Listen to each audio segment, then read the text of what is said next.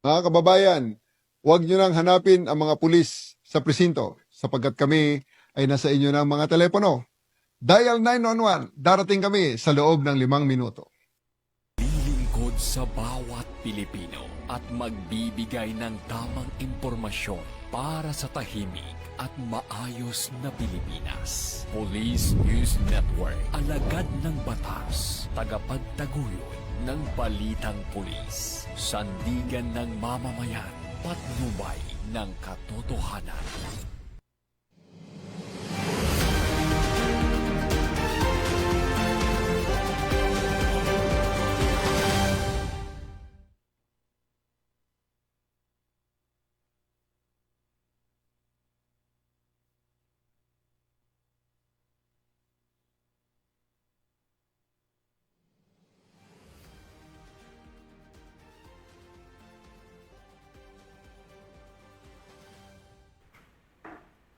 Magandang araw, bagong Pilipinas. Ako ang inyong alagad ng batas, tagataguyod ng Balitang Pulis, Police Captain Cherry Vicente. Maghahatid sa inyo ng tamang balita, kwento ng pulis at serbisyo para sa mamamayan at ito ang PNP News Online. Ang pangunahing balita ng Police News Network, alagad ng batas, tagataguyod ng Balitang Pulis.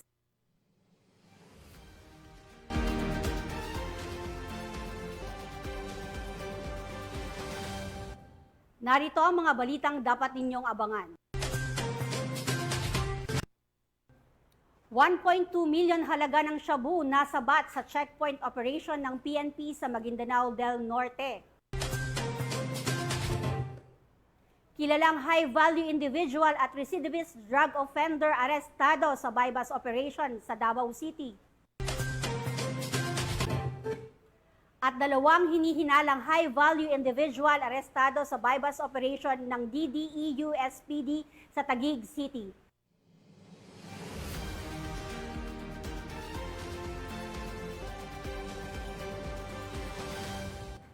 Narito ang mga balitang hatid ng PNP correspondents mula sa iba't ibang panig ng bansa.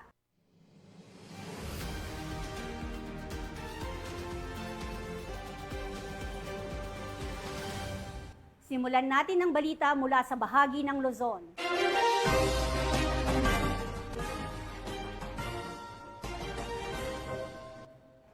Taus-pusong nagpapasalamat si Chief PNP Police General Nicolas D. Torre III sa mga kapulisan lalo na sa mga nasa ground operations sa kanilang mabilis at maagap na responde sa mga naapektuhan ng bagyong Krising. Ang dedikasyon at sakripisyo ay tunay na larawan ng serbisyong may malasakit at puso para sa sambayanan sa kabila ng panganib at hirap na dulot ng kalamidad. First, allow me to recognize your efforts in the ongoing response to Typhoon Krising, which has brought heavy rains and strong winds to several provinces across the country. From Luzon to Mindanao, our police personnel have been on alert, conducting preemptive evacuations, assisting in relief operations, clearing road obstructions, and ensuring public safety amid floods and landslide.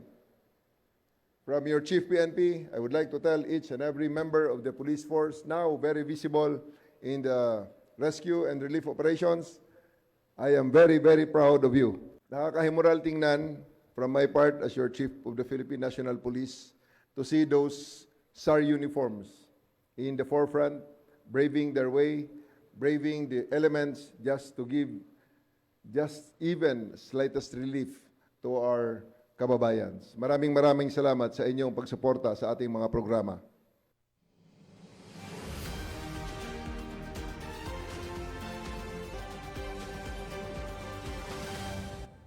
Sa layuning mapatatag ang ugnayan ng kapulisan at mamamayan, aktibong nakibahagi ang Police Regional Community Affairs and Community Unit 3 sa pagdiriwang ng ika-30th Police Community Relations Month sa lungsod ng San Fernando, Pampanga.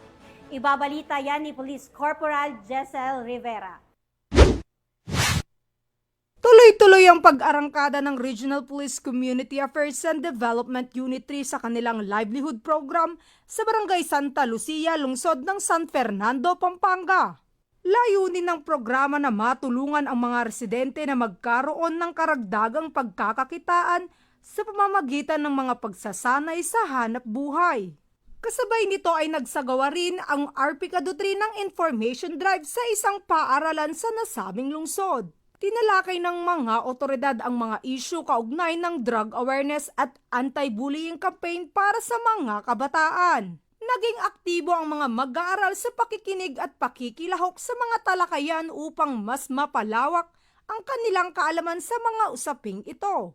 Ang buong aktibidad ay pinangunahan ni Police Lieutenant Joey D. San Esteban, Assistant Chief ng Regional Police Community Affairs and Development Unit 3, katuwang ang 1st PMFC Pampanga PNP sa paghahatid ng serbisyo. Kaugnay ang mga aktibidad sa pagdiriwang ng 30th Police Community Relations Month ngayong buwan ng Hulyo. Patuloy na magsasagawa ng mga programang pangkomunidad ang RPCADO 3 bilang bahagi ng kanilang mandato na mas mapaganda ang ugnayan ng PNP at ng komunidad dahil gusto ng pulis ligtas ka sa bagong Pilipinas. Mula dito sa Central Luzon, ang inyong PNN correspondent, Police Corporal Giselle V. Rivera, alagad ng batas, tagataguyod ng Balitang Pulis. Salamat, Corporal Rivera. Naghatid ng tulong ang kapulisan ng San Vicente Municipal Police Station sa mga pamilyang lubhang na apektuhan ng Bagyong Krising sa Barangay Port Barton, Palawan. Yan ang balitang hatid ni Patrolwoman Eloisa Joy Beredo. Matapos ang pananalasa ng Bagyong Krising, nagsagawa ng relief operation sa Barangay Port Barton ang mga tauhan ng San Vicente Municipal Police Station sa ilalim ng pamuno ni Police Lieutenant May Angie Calaos, katuwang ang 3rd Platoon ng 2nd Palawan Provincial Mobile Force Company. Ang aktibidad ay isinagawa sa mahigpit na koordinasyon ng Municipal Disaster Risk Reduction and Management Office at Municipal Social Welfare and Development Office. Namahagi ng pinagsamang team ng mga mahalagang relief goods gaya ng food packs at iba pang pangunahing pangangailangan sa mga residente na labis na naapektuhan ng bagyo. Layunin ng inisyatibang ito ang maghatid ng agarang tulong habang nagpapatuloy ang rehabilitasyon at pagbangon ng komunidad mula sa pinsala. Ipinakita ang matagumpay na pagtutulungan ng pulisya, disaster responder at mga lokal na ahensya ang kanilang di matitinag na pangako at paglilingkod at pagprotekta sa mamamayan, lalo na sa panahon ng kalamidad.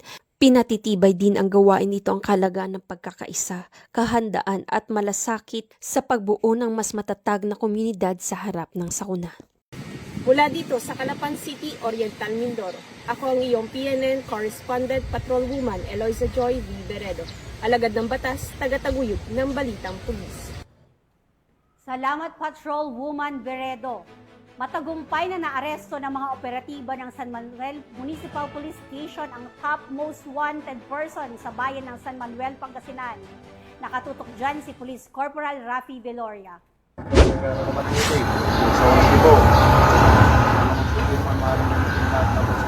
Sa mas pinaigting na kampanya laban sa kriminalidad, matagumpay na naaresto ng mga otoridad ang itinuturing na top 1 most wanted person sa bayan ng San Manuel, Pangasinan, bandang alas 3 ng hapon nito lamang ika-18 ng Hulyo taong kasalukuyan.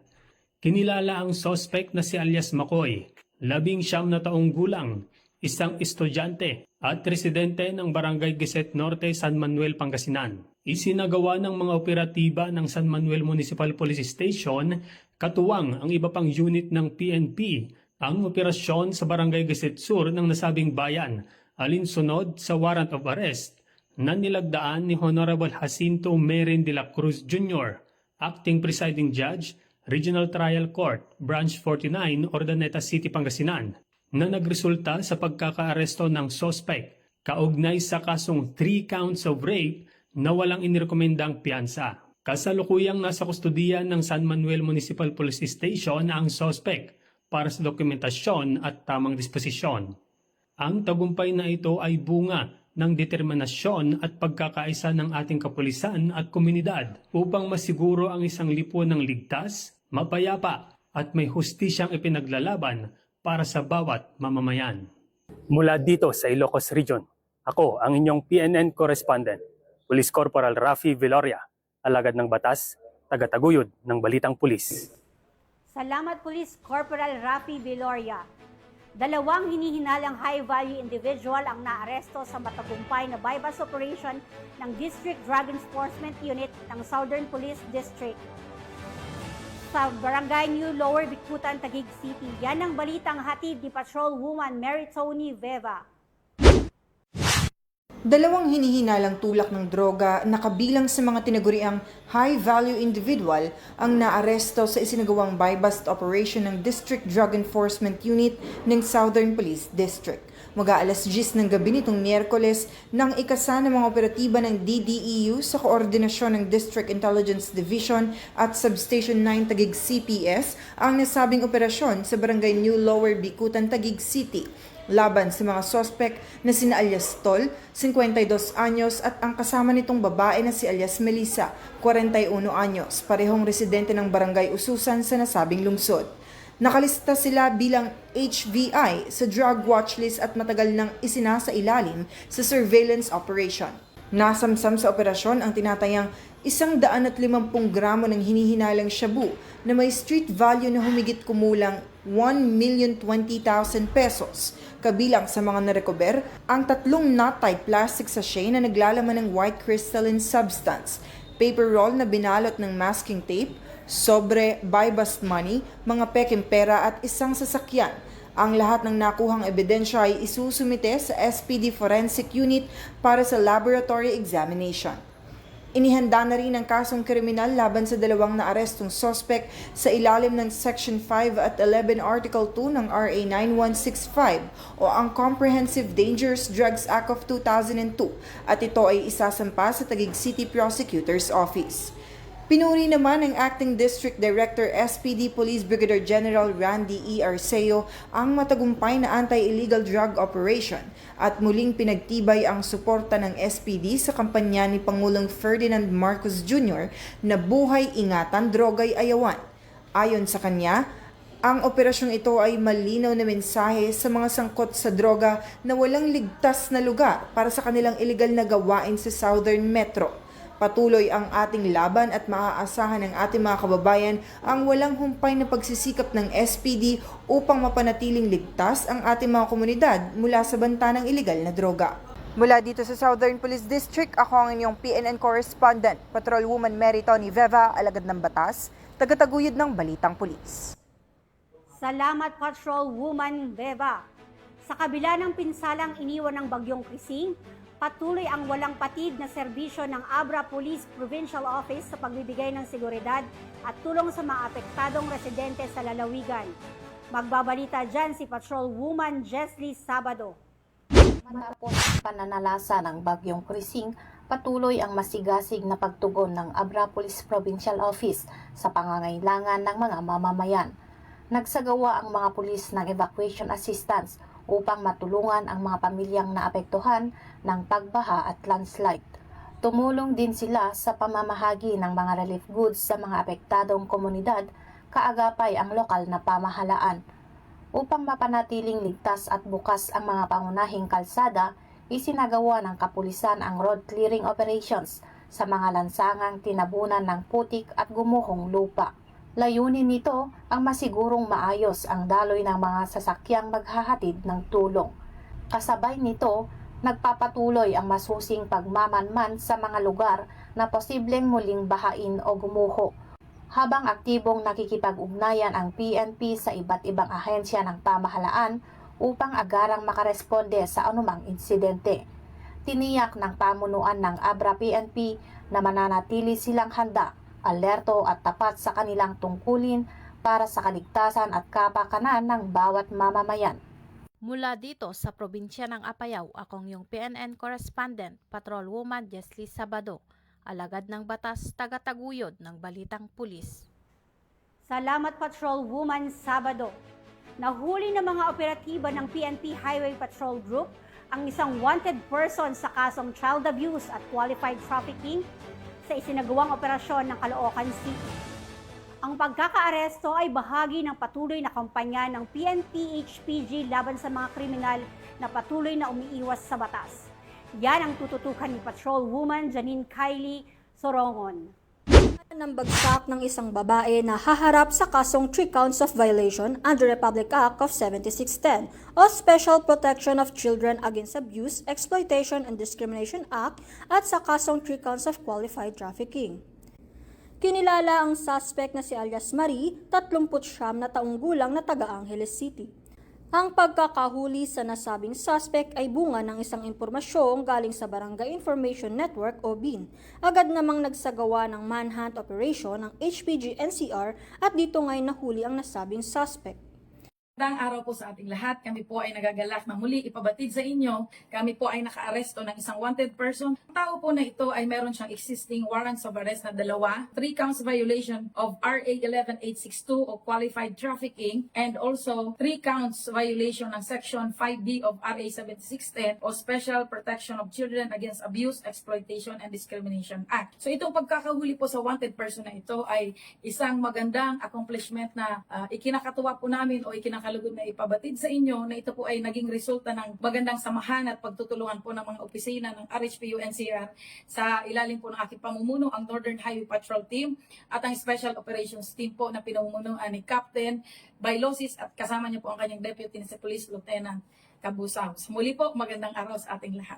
Binasahan ng suspect ng kanyang karapatan sa salitang kanyang naunawaan at pansamantalang nasa kustudiya ng Regional Highway Patrol Unit NCR Custodial Facility para sa dokumentasyon at tamang disposisyon habang inaantay ang pagharap nito sa korte.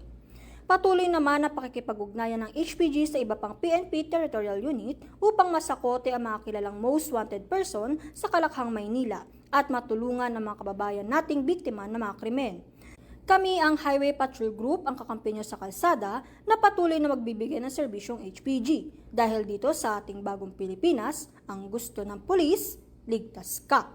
At para sa iba pang balitang dala na serbisyong HPG, tumutok lamang sa aming YouTube channel at Facebook page na Police News Network. Mula sa tanggapan ng kakampi nyo sa kalsada, ako ang inyong PNN correspondent, Patrolwoman Janine Kale Sorongon para sa Police News Network. Alagad ng batas, tagataguyod ng balitang pulis. Salamat, Patrolwoman Sorongon. Mag-live-in partner arestado ng PNP-ACG dahil sa pag-aalok ng serbisyong dental online. Patrolwoman Mary Grace Artizuela sa report. Isang matagumpay na entrapment operation ang isinagawa sa Barangay 18 Caloocan City, kung saan nahuli ang isang mag-live-in partner na nagsasagawa ng home dental services na walang lisensya at kaukol ng permit. Ang operasyon na isinagawa matapos makipag-ugnayan ang Philippine Dental Association sa Northern District Anti-Cybercrime Team upang mahuli ang mga hindi otorisadong nag-aalok ng dental services online.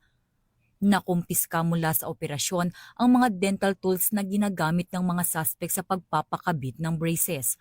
Ang mga suspect ay pansamantalang nakapiit sa Caloocan City Custodial Facility at parehong nahaharap sa kasong paglabag sa Republic Act 9484 o ang Philippine Dental Act na nagbabawal sa sinumang walang lisensya na magsagawa ng dental procedures. The Northern District Anti-Cybercrime Team conducted a successful entrapment operation in response to the letter request from Philippine Dental Association, Caloocan City Chapter, for seeking assistance in curbing the rampant illegal online advertisement, offering service, unauthorized practice and malpractice of dental profession on Facebook, offered and advertised by a certain Facebook account. Mula dito sa Campo Crame, ako ang inyong PNN correspondent, Patrolwoman Mary Grace Artizuela, nagbabalita para sa Police News Network, alagad ng batas, tagataguyod ng balitang pulis. Salamat, Patrolwoman Artizuela. Tunghayan naman natin ang mga balitang mula sa Visayas.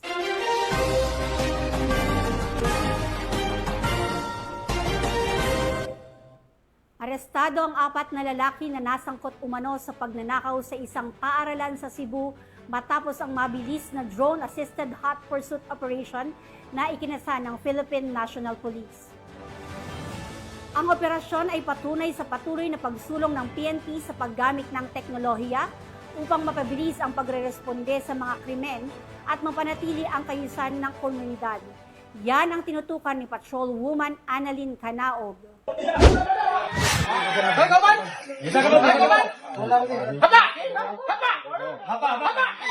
Arestado ng mga otoridad ang 4 na suspect sa sangkot sa pagnanakaw sa Antipolo Integrated School sa Barangay Tipolo, Medellin, Cebu na naganap noong madaling araw ng ika-15 ng Hulyo sa taong kasalukuyan. Kinilala ni Police Major INT Makatangay, hepe ng Medellin Municipal Police Station.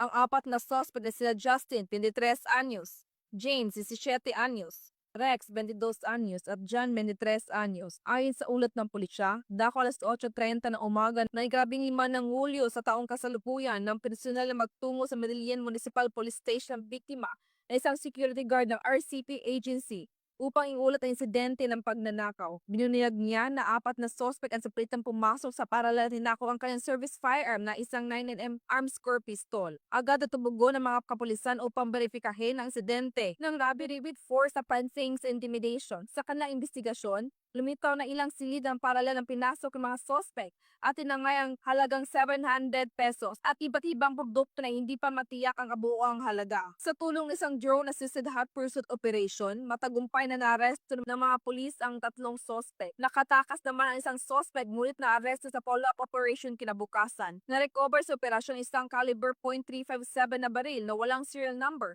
at may lamang 6 na bala. Isang caliber .22 na baril na may lamang 10 bala at ang nawawalang 9mm armed score pistol ng security guard. Ang karagdagang verifikasyon, napag-alamang may standing warrant of arrest at isa sa mga 3 na unang naaresto dahil sa paglabag sa Section 5 at 11 ng Article 2 ng RA 9165. Lahat ng suspect ay kasalukuyang nakakulong sa Medellin Municipal Police Station habang nihahanda ang mga dokumento para sa pagsasampa ng kulang kaso sa korte. To the brave and committed personnel of Medellin Municipal Police Station, as your Chief of Police, it is with great pride, admiration, and gratitude that I extend my heartfelt commendation to each and every personnel of the Medellin Municipal Police Station for your exemplary performance in successfully apprehending all suspects, including the identified leader involved in the recent robbery incident in Medellin, Cebu. Your tireless dedication, strategic coordination, and unwavering commitment to justice have led to the successful dismantling of a robbery group that has long threatened the safety and peace of our beloved municipality. Your remarkable efforts are a living testament to the principles and core pillars set forth by our Chief PNP, which is responsive and swift apprehension and subsequent incarceration of all the perpetrators with the aid of a drone. Using advanced technology in line with the third core pillar, which is accountability and modernization, you have not only brought justice to the victims, but have also restored a significant sense of security among the people of Medellin. Your actions have truly safeguarded the well-being of our community and reinforced the ideals of responsible and people-centered policing. This achievement is not just a victory of our police force, but a strong message to all criminal elements that lawlessness has no place in Medellin. You have reaffirmed the PNP's steadfast commitment to uphold the rule of law and ensure that Medellin remains a safe place to live, work, and do business. I also take this opportunity to call upon the good people of Medellin to remain vigilant and proactive. Your partnership and support are vital to sustaining peace and order in our community. I urge everyone to report any suspicious or illegal activities to the Medellin Municipal Police Station, especially with the Chief PNP's mantra, "Huwag niyo nang hanapin ang pulis sa istasyon, sapagkat kami ay nasa inyong mga telepono. Tumawag sa 911, darating kami sa loob ng 5 minuto." Let us work hand in hand, police and community, as one united force against crime. To the personnel of Medellin MPS, you have gone above and beyond your duty, and your service does not go unnoticed. You have exemplified what it means to be modern-day heroes. Stand proud and continue to carry the torch of honor, service, and justice. Mabuhay ang Medellin Municipal Police Station, mabuhay ang PNP. Mula dito sa Central Visayas, ako ang inyong Police News Network correspondent, Patrolwoman Annalyn N. Canob, alagad ng batas, tagataguyod ng Balitang Pulis. Salamat, Patrolwoman Kanoog. Isang street-level individual ang naaresto sa ikinasang bypass operation ng Barawen Municipal Police Station sa Barawen, Leyte. Yan ang report ni Patrolwoman Camberlyn Flores. Kalaboso ang isang street-level individual sa ikinasang bypass operation ng mga operatiba sa Poblasyon District 8, Burawen, Leyte. Bandang alas 5:20 ng hapon ng ikasaang operasyon ng mga tauhan ng Burawen Municipal Police Station sa koordinasyon sa Philippine Drug Enforcement Agency 8. Nakumpiska sa suspect ang 6 na pakete ng hinihinalang shabu na may tinatayang timbang na 4.6 gramo na nagkakahalaga ng 31,280 pesos, isang genuine 500 peso bill na ginamit bilang bypass money at isang kaha ng sigarilyo na ginamit bilang lalagyan ng ilegal na droga. Maharap ang suspect sa kasong paglabag sa Section 5 at 11 Article 2 ng RA 9165 o Comprehensive Dangerous Drugs Act of 2002. Patuloy ang pambansang pulisya katuwang ang iba pang ahensya ng gobyerno sa kampanya laban sa ilegal na droga at iba pang uri ng krimen upang mapanatili ang maayos, ligtas at maunlad na bagong Pilipinas. Mula dito sa Eastern Visayas, ako ang inyong PNN correspondent, Patrolwoman Flores, alagad ng batas, tagataguyod ng Balitang Pulis. Maraming salamat, Patrolwoman Flores. Narito naman ang mga balita mula sa bahagi ng Mindanao.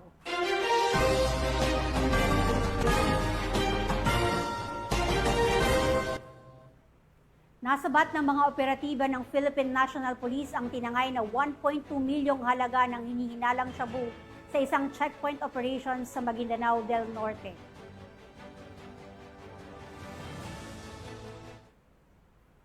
Ang 1,020,000 halaga ng shabu ang nasabat at isang hinihinalang tulak ang naaresto sa checkpoint operation ng Dato Udin Sinsuat MPS katuwang ang 1st Provincial Mobile Force Company sa sitio Upper Capiton, Barangay Capiton, Dato Udin Sinsuat, Maguindanao del Norte nito lamang 18 ng Hulyo taong kasalukuyan. Kinilala ni Police Major Pasigan Abbas, hepe ng Dato Udin Sinsuat MPS ang suspect na si alias Al, 25 anyos, residente ng Barangay Margues, Maguindanao del Norte. Nakuha mula sa suspect ang 3 pakete ng hinihinalang shabu at tumitimbang ng 150 gramo, isang motorsiklo at isang keypad cellphone. Nasa kustodiya na ng Dato Udin Sinsuat MPS ang suspect at inihahanda ang kaukulang kaso sa paglabag sa Republic Act 9165 o Comprehensive Dangerous Drugs Act of 2002. Pinaigting pa ng Dato Udin Sinsuat at PNP ang kanilang kampanya laban sa iligal na droga at nananawagan sa publiko na makipagtulungan sa mga otoridad upang matiyak ang kapayapaan at kaayusan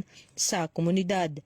Mula rito sa rehiyon ng Bangsamoro, ako ang inyong Police News Network Correspondent, Patrolwoman Maria Señora Agbuya, alagad ng batas, tagataguyod ng Balitang Pulis. Salamat, Patrolwoman Agbuya. Isang kinikilalang high-value individual at paulit-ulit na nahuli bilang isang drug offender ang naaresto ng operatiba sa ikinasang bypass operation sa Davao City. Patrolwoman Shaira Rose Aquino sa report.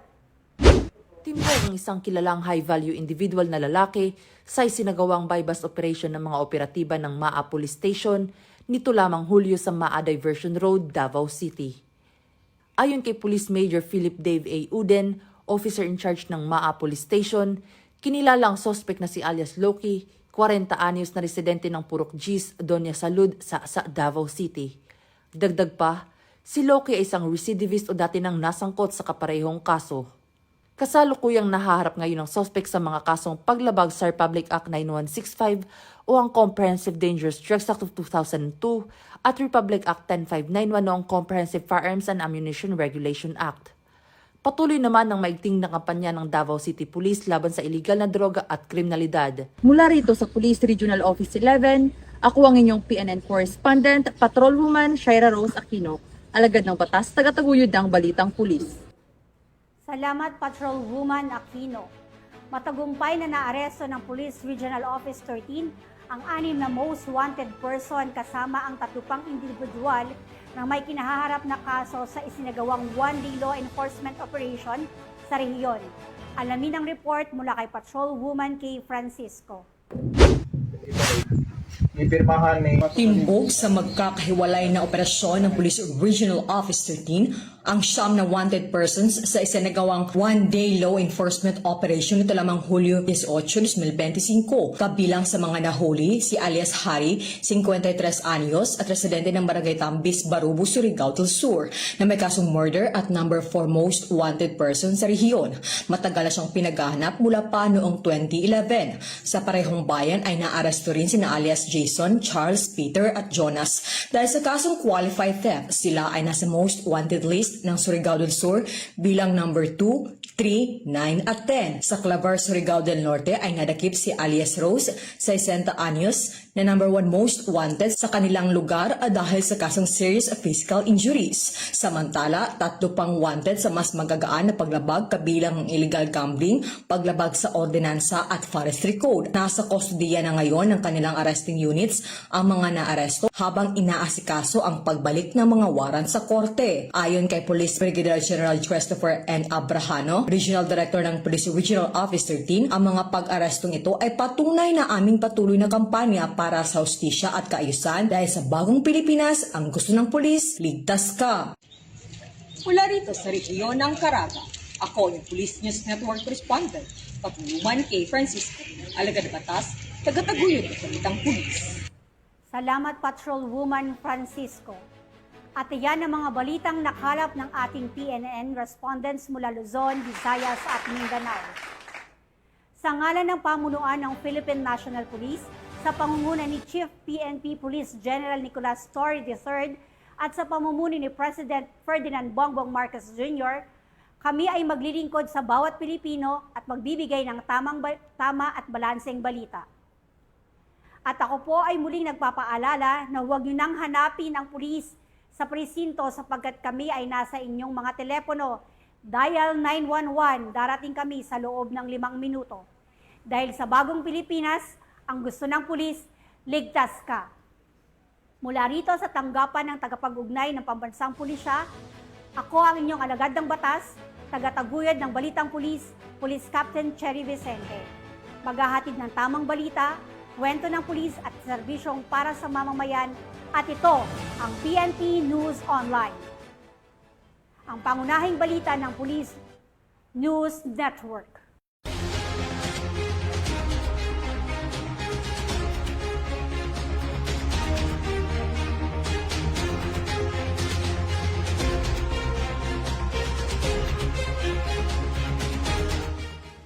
Police News Network, alagad ng batas, tagapagtaguyod ng balitang pulis.